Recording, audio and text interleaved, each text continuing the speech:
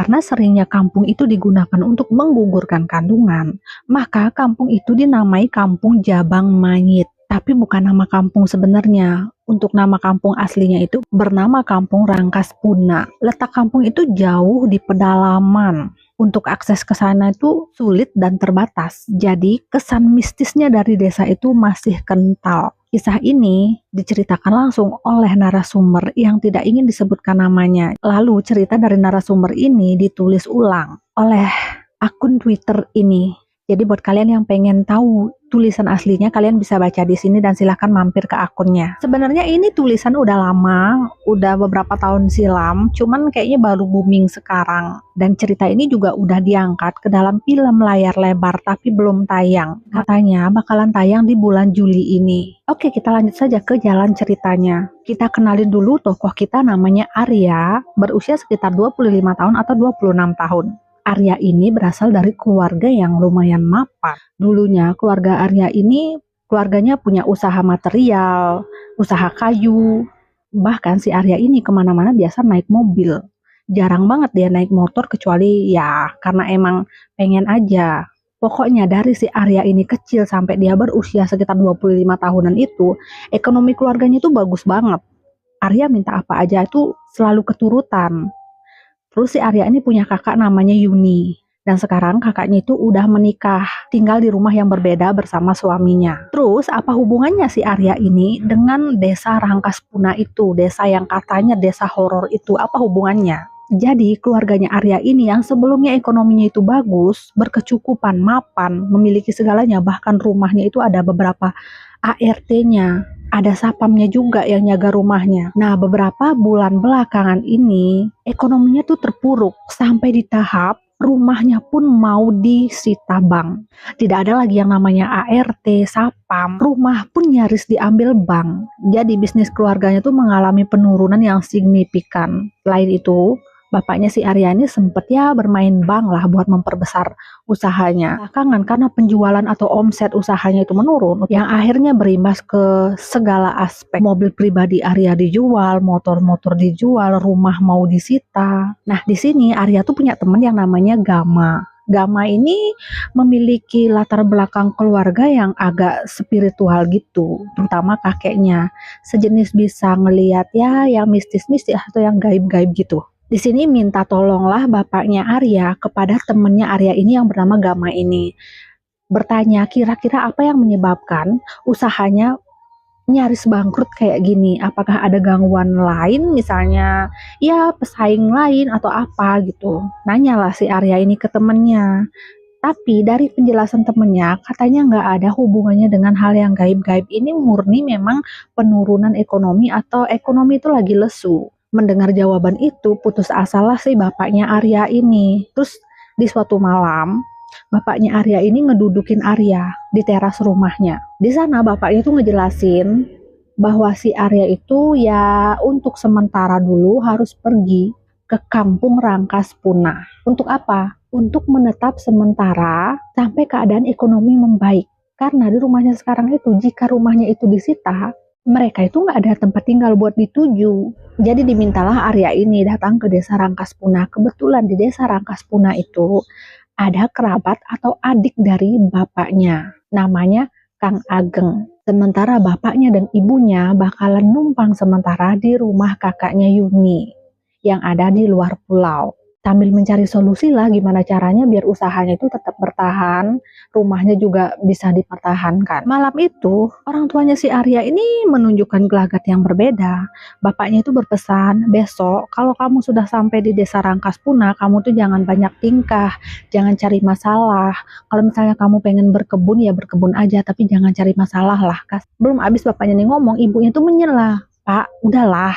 Ibunya itu kayak ngasih kode biar omongan bapaknya tuh nggak ngelantur. Terus ibunya tuh lanjut, maksud bapakmu biar kamu tuh nggak nakal di sana, soalnya Kang Ageng pamanmu itu kan jadi kepala desa, orang yang dihormati, jadi biar nggak jadi masalah, biar nggak ngebebanin Kang Ageng. Gitulah penjelasan ibunya ini.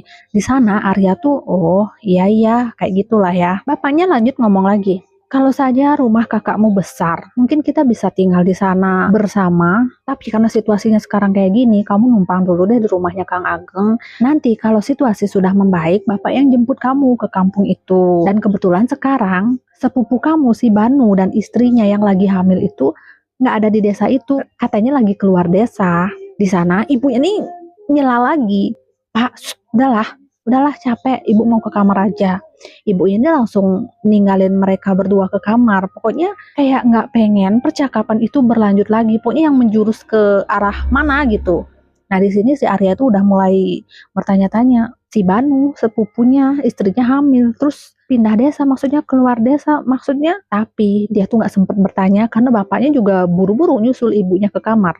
Mau nggak mau si Arya juga ikut masuk kamar. Mulailah dia packing-packing, masukin baju segala macem ke dalam koper kan. Terus nggak lama ibunya masuk kamar lagi. Dinasehatin lah, besok bis tuh datangnya jam 7. Jadi kamu tuh jam 7 udah harus ada di terminal karena itu bus satu-satunya yang menuju desa Rangkaspuna. Kalau kamu terlambat nggak ada bus lain lagi sampai nunggu esok harinya. Si Arya ya manggut-manggut aja. Tapi di sini ibunya tuh kayak nahan apa ya, kayak nahan air mata, kayak mukanya tuh sedih, sembab gitu. Suaranya tuh rada serak pas nasehatin si Arya. Padahal sebenarnya pas Arya lagi sibuk packing gitu, masukin barang-barang gitu, ibunya tuh bengong sambil natap foto di dinding kamar. Pas Aryanya udah selesai packing, dia tuh kayak ngomong, akhirnya selesai. Maksudnya dia tuh mau nyadarin ibunya biar nggak bengong aja gitu. Selain itu si Arya tuh sebenarnya masih penasaran kenapa sepupunya si Banu itu keluar kota. Maksudnya ketika istrinya hamil kenapa harus keluar dari desa itu? Kenapa gitu loh? Kenapa itu nggak dijelasin? Tapi ibunya nggak ada ngejelasin. Tiba-tiba ibunya ini nyeletuk, semoga nggak terjadi. Mendengar ini si Arya tuh langsung, apa sih? Ibu ngomong apa? Apa yang nggak terjadi, Bu? Ibu tadi ngomong apa? Tapi ibu ini buru-buru mengalihkan pembicaraan. Di sana Arya ngerasa ibunya tuh bener-bener beda. Setelah ibunya keluar, si Arya ini selesai packing-packing, akhirnya dia rebahan. Terus iseng lah ngambil HP. Dia ngirim pesan ke temannya yang namanya Gama itu. Isi pesannya tuh, aku jadi berangkat ke desa Rangkaspuna besok pagi jam 7. Bisa nggak sebelum aku berangkat, kita ketemu dulu di terminal. Soalnya penting nih, gitulah isi pesannya si Arya ini kepada si Gama. Setelah pesan itu terkirim, si Arya ini mulai menerawang, pikirannya kenapa bisa jadi kayak gini. Di usianya yang udah nggak muda lagi, 27 tahun, tiba-tiba dia harus mulai dari nol. Karena semuanya udah hampir sirna, udah hampir nggak ada apa. Pikirnya menerawang kemana-mana, tiba-tiba ada suara pesan masuk dari Gama. Di sini balasannya si Gama tuh agak heran. Serius, kamu mau ke desa itu? Beneran? Yakin? Ya udah deh, besok aku tanya dulu sama kakekku tentang desa itu. Besok aku jelasin, besok kita ketemu di terminal. Itu balasannya si Gama. Di sini Arya tuh tambah penasaran, tambah bingung kenapa si Gama kok nadanya heran gitu, kayak khawatir gitu pas tahu si Arya ini mau berangkat ke desa Rangkaspuna. Secara Arya ini percaya banget sama si Gama. Apalagi jika berkaitan dengan hal-hal yang mistis-mistis, biasanya Gama atau keluarganya atau kakeknya itu ya paham lah tentang yang begituan. Di sana pikirnya Arya mulailah nerawang lagi sampai ia tuh ketiduran tanpa disadari. Ketika bangun ternyata udah subuh aja. Di sana Arya buru-buru bangun takut ketinggalan bus. Setelah Arya selesai siap-siap, kedua orang tuanya datang ke kamar. Terus Arya bilang, "Bu, aku mau berangkat sekarang aja." Kata ibunya, "Apa nggak kepagian kamu jalan jam segini?" Kata Arya, "Enggak Bu, soalnya nanti aku harus naik angkot dulu, takutnya kesiangan, lebih baik jalan sekarang biar aku tuh bisa santai di jalan." Bapaknya Arya berpesan lagi, "Kamu baik-baik ya di sana, nanti kalau gimana-gimana biar bapak yang jemput." Lalu sambil ngeluarin secari kertas, yang isinya tuh alamat rumahnya Pak Ageng. Arya menerima secari kertas itu lalu ia selipkan di sakunya. Mereka bertiga keluar dari kamar Arya. Bapaknya menuju ke meja makan. Ibunya nganter Arya sampai di depan pintu. Dari meja makan, bapaknya tuh ngeliatin mereka berdua yang lagi ngobrol. Ibunya tuh mulai terisak, seperti nggak ikhlas ngebiarin Arya pergi ke desa Rangkaspuna itu. Tapi di sini Arya tuh nggak pengen nanya, bukan nggak pengen sih, tapi kayak nggak enak nanya gitu, karena kondisi ibunya tuh kayak udah drop banget. Jadi kalau misalnya ditanya, takutnya jadi tambah beban lagi. Akhirnya Arya pergi aja gitu, ninggalin orang tuanya setelah selesai berpamitan. Selama perjalanan dari rumah Arya sampai ke jalan utama, itu banyak warga sekitar yang ngeliatin Arya kayak heran gitu. Kenapa seorang Arya kok tiba-tiba jalan kaki pagi-pagi buta gini mau kemana? Kenapa nggak diantar mobil? Kenapa nggak diantar sopir? Kenapa nggak naik motor? Sampai di persimpangan jalan, seorang bapak-bapak berhenti di dekatnya Arya, nawarin tumpangan. Awalnya si Arya ini ragu nerima tumpangan itu, dia segan, tapi pas dia ngelihat jam kok kayaknya udah mepet, jadi mau nggak mau dia harus ikut sama bapaknya itu biar cepet nyampe di stasiun. Selama perjalanan sekitar 20 menitan itu, bapak itu ngajaklah si Arya ini ngobrol, inilah, itulah, ini itu. Sampai tiba di stasiun. Si bapak itu juga nganterin si Arya ke loket pembelian karcis. Nah, setelah selesai memesan tiket, si Arya tuh ngucapin makasih sama bapaknya itu, dan bapaknya itu pun ninggalin Arya. Arya nungguin bus datang. Nah, sekitar beberapa menit kemudian bus yang harus ditumpangin Arya itu datang. Tapi di sini Arya masih nungguin Gama. Dari tadi Gama tuh nggak ada kabar, nggak ada nelpon, chat nggak dibales, orangnya juga belum muncul. Beberapa penumpang bus mulai naik. Si Arya ini mulai gelisah, nih orang kenapa nggak datang-datang. 5 menit kemudian tuh datanglah sosoknya Gama. Naik motor, ngeboncengin seseorang, rambutnya gondrong. Terus dia buru-buru nyamperin si Arya. Dia ngejelasin, ya kata kakek desa itu agak ini sih. Gama ngejelasin terbata-bata kayak ragu. Apa? Cepetan ngomong, aku nih udah mepet jamnya. Katanya desa itu tuh dulu sering dipakai buat menggugurkan. Terus banyak ada ritual-ritual gitu kata kakekku. Tapi ya cerita ini belum pasti sih. Ini cuman kata kakekku aja. Semoga aja nggak gitu. Kamu jangan kepikiran. Kamu jangan mikir yang aneh-aneh deh, kata Gama. Lalu si Arya nih ngerespon kan, oh gitu, masa sih? Tapi aku nggak sempat mikir panjang lagi, ya udahlah aku jalan aja, semoga aja nanti itu nggak ada apa-apa di sana. Pas itu petugas loket ngingetin si Arya bahwa busnya tuh bakalan jalan segera, jadi Arya harus buru-buru pamitan. Akhirnya Arya pun pamitan sama si Gama, salaman sama si temennya Gama yang rambut gondrong itu namanya Budi. Tapi si Budi ini nggak ngebales salaman tangannya Arya, tapi malah si Budi ini meluk Arya kayak nyemangatin gitu. Raut wajahnya juga kayak ada khawatirnya gitu dikit. Terus kayak, yang kuat ya bro, kayak gitu sih. Setelah itu Arya naik bus. Ia duduk di bangku nomor 3 di belakang sopir. Di dalam bus si Arya ini pikirnya mulai menerawang. Benarkah tentang desa itu? Gugurin kandungan ada ritual-ritualnya, bener apa enggak sih? Tapi kenapa orang tuanya itu nggak pernah cerita, nggak pernah bahas tentang desa itu yang ada mistis-mistisnya? Apakah orang tuanya nggak tahu atau gimana? Kenek bus nyamperin si Arya terus nanyain, bang tujuanmu kemana? Arya nunjukin kertas di sakunya itu yang ada alamatnya Kang Ageng. Oh ya, masih jauh itu tujuan terakhir, palingan nyampainya malam jam 8-an, itulah kemungkinan baru nyampe. Jadi abang tidur dulu lah yang santai ya. Itulah pesannya sih ke naik bus.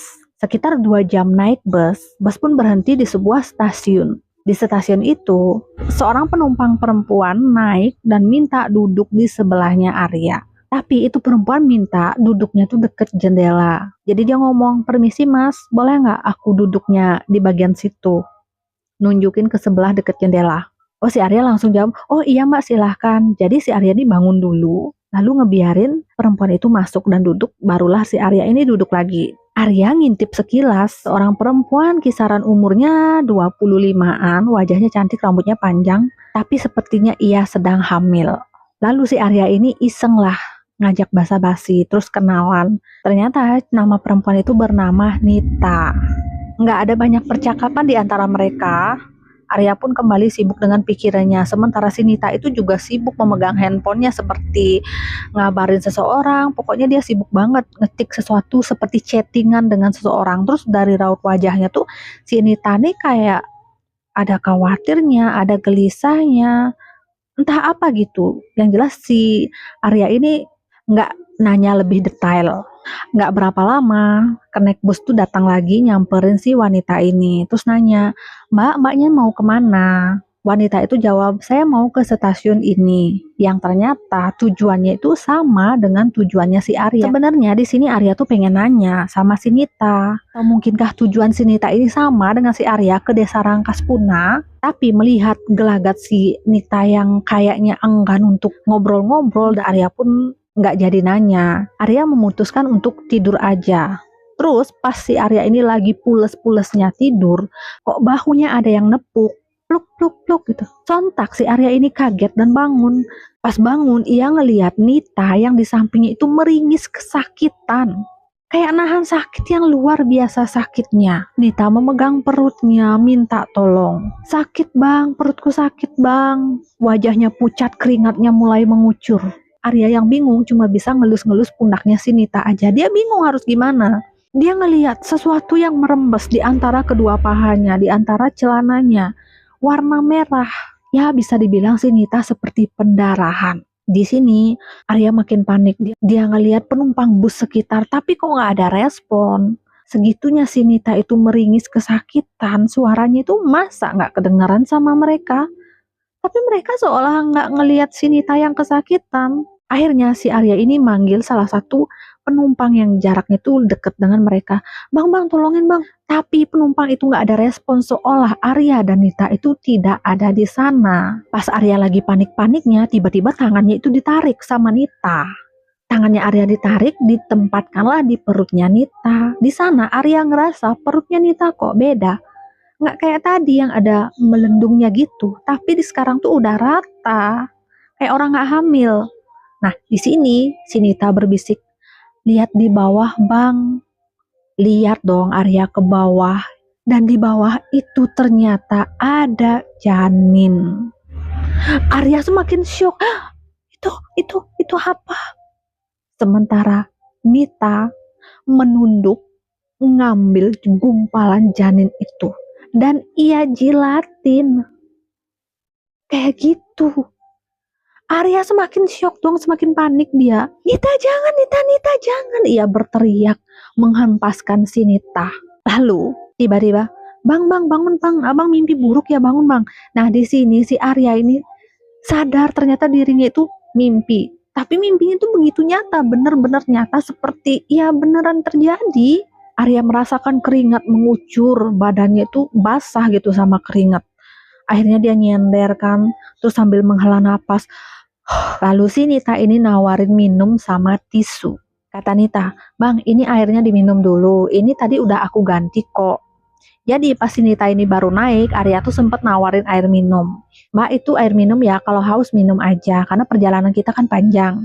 Nah mungkin sebelumnya air itu emang udah diminum sama si Nita ini, tapi sebelumnya mungkin mereka tuh sempat berhenti di suatu warung atau minimarket apa gitu, yang jelas airnya tuh udah diganti lagi. Arya pun ngabarin Gama, menceritakan tentang isi mimpinya itu, tapi dari responnya Gama, dibilang itu karena Arya tuh kebanyakan pikiran dan juga banyak masalah, jadi bisa memicu otaknya kemana-mana, jadi ya nggak gitu. Singkat cerita, setelah perjalanan kurang lebih beberapa jam, hampir 10 jaman gitu, Arya bangun dari kursinya, bukan bangun sih, kayak mau meregangkan otot gitu. Dia lihatlah ke belakang penumpang lain yang ternyata satu persatu penumpang itu udah turun, tinggal ada beberapa penumpang dan mereka berdua aja di dalam bus itu yang menuju ke stasiun terakhir. Nggak berapa lama kemudian, Arya dan Nita sampai di stasiun. Di sini Arya turun duluan. Ia melihat HP-nya, ternyata sudah ada banyak panggilan masuk. Di antaranya dari nomor tak dikenal dan juga dari ibunya. Dan ternyata nomor tak dikenal itu adalah dari Kang Basir, orang yang akan ngejemput Arya di terminal. Kang Basir ini sejenis supirnya dari Kang Ageng. Gak jauh dari bus, Arya ngelihat Nita turun, lalu buru-buru jalan ke depan stasiun. Gak berapa lama kemudian, pria dengan motor rakitan nyamperin si Arya. Bang, ini Bang Arya ya? Sapa pria itu. Arya pun mengenali, sepertinya ini Kang Basir yang mau ngejemput dia. Dia pun nanya, ini Kang Basir ya? Oh iya ini aku. Oh iya ya udah, akhirnya mereka naik keluar dari stasiun.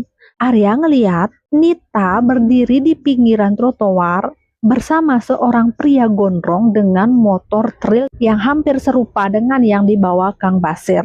Ketika Arya ngelewatin Nita, si Nita ini nunduk.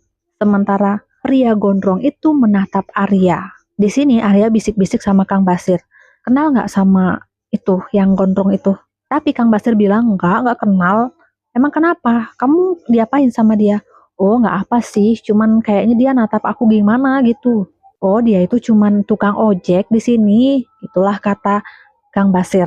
Perjalanan panjang. Mereka tiba di stasiun sekitar jam 9 lebih. Dari stasiun itu menuju ke desa Rangkaspuna itu membutuhkan waktu ya sekitar sejam lah naik motor karena jalannya itu sulit jalan tanah. Setelah beberapa lama motor mereka itu melaju, Kang Basir ini nunjukin sebuah gapura.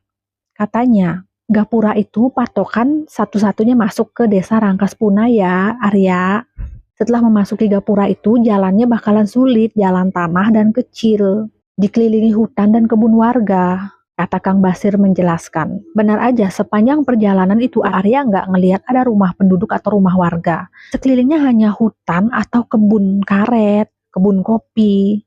Jalan yang dilalui pun sempit, cuma bisa papasan 2 motor gitu, itu pun jalan tanah dengan lekuk-lekukan, pokoknya bukan jalan tanah yang rata. Di sana Arya kepikiran sama si Nita. Kemanakah si Nita pergi? Kenapa?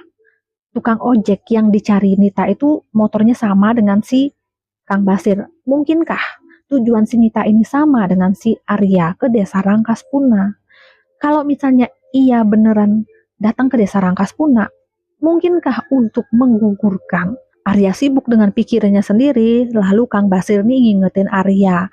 Arya, kamu jangan bengong, ini tuh hutan, kamu tuh nggak boleh bengong-bengong gitu, nanti kamu kesurupan, kata Kang Basir sambil bercanda.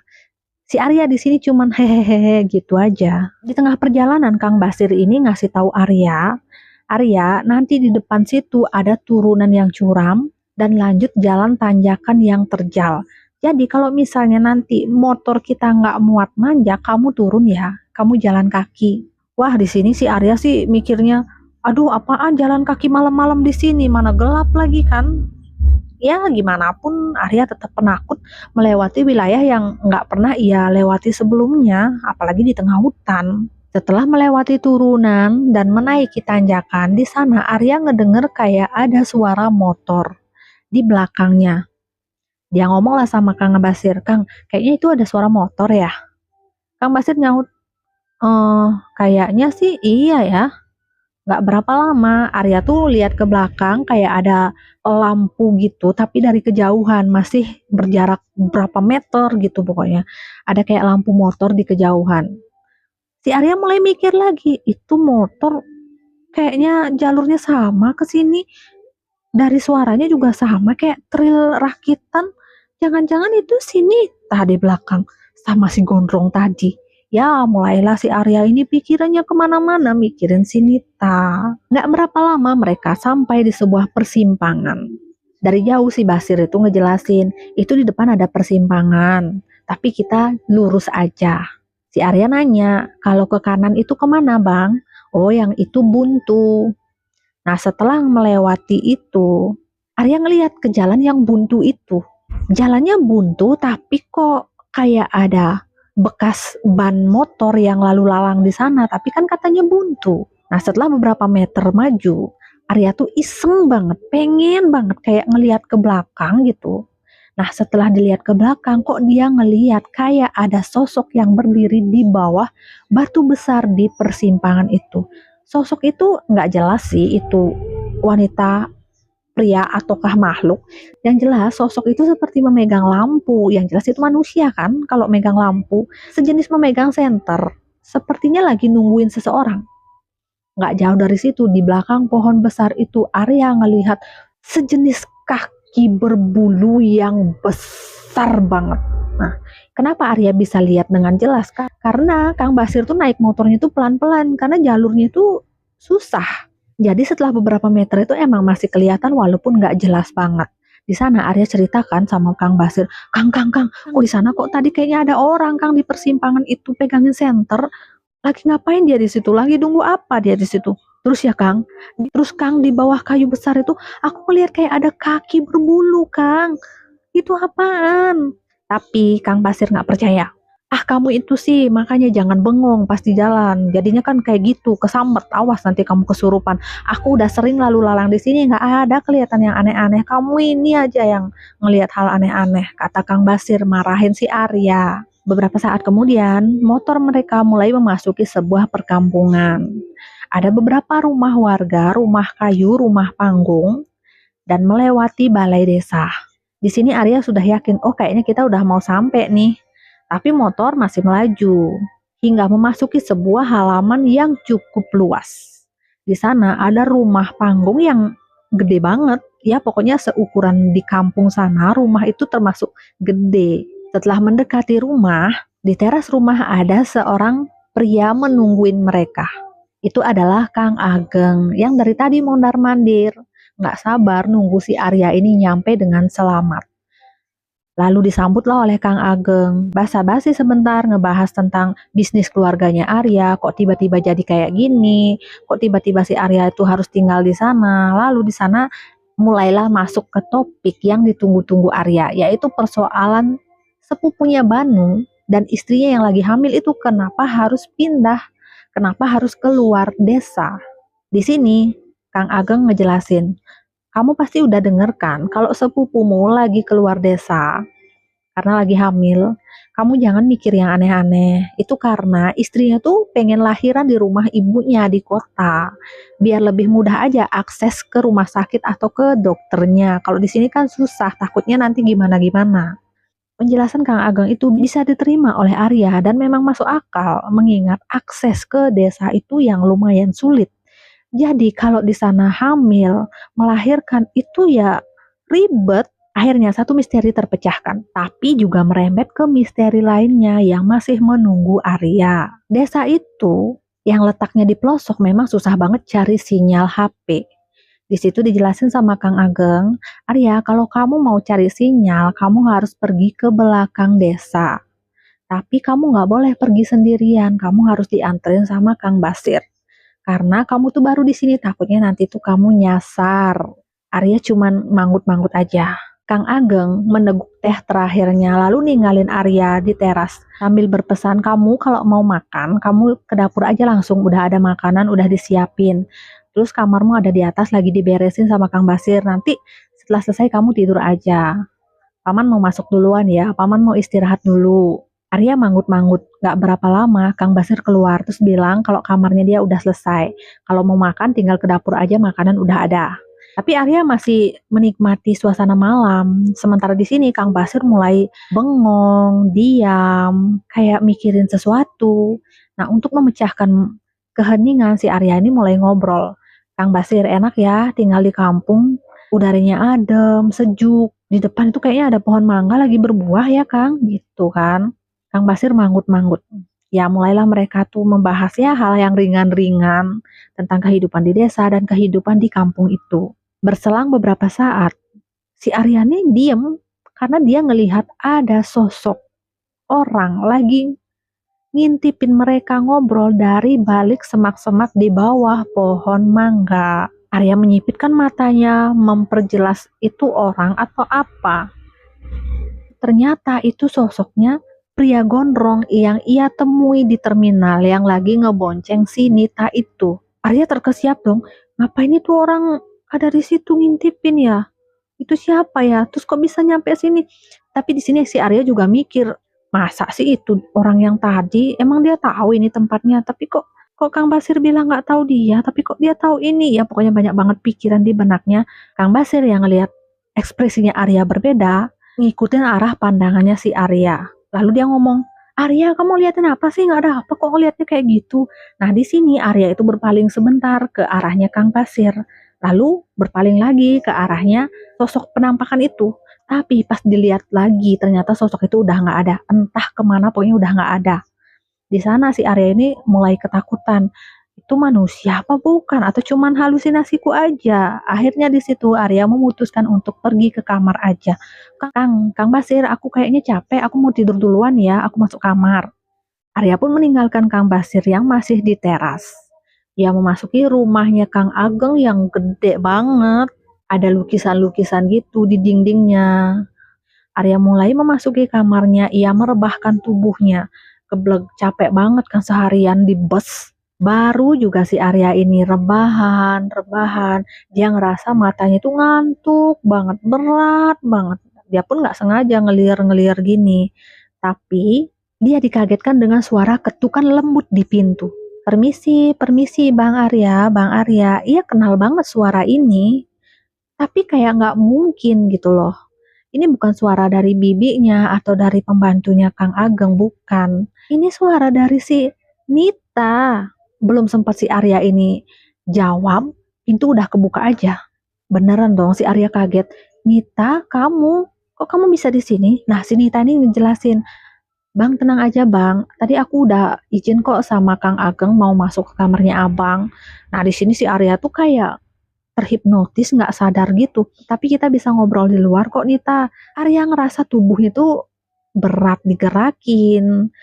Dan si Nita itu makin mendekat. Si Nita itu malah rebahan di atas dadanya Arya. Di sini Arya bener-bener nggak bisa berkata-kata dan nggak bisa bergerak. Dadanya berdegup kencang antara heran, antara mimpi, nyata. Nggak bisa ia pastikan. Dan berikutnya kalian tahu apa yang terjadi? Seketika Nita yang ada di dekapannya itu berubah. Suaranya serak, parau seperti suara nenek-nenek.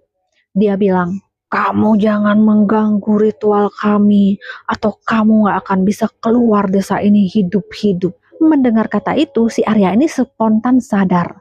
Tapi, dia tuh masih gak bisa gerakin badannya kayak kaku gitu. Ia melihat ke arah wajahnya Nita. Bukan lagi si Nita, tapi Nita gitu. Wajahnya tuh keriput, putih pucat seperti nenek-nenek. Tangannya keriput, kukunya panjang. Si Arya yang berusaha menguasai keadaan, melihat sekali lagi ke arahnya si Nita atau nenek itu yang lagi mengunyah sesuatu. Pas diperhatikan lagi, Arya kaget bukan main karena yang dikunyah itu tangan mungil gitu, warna merah.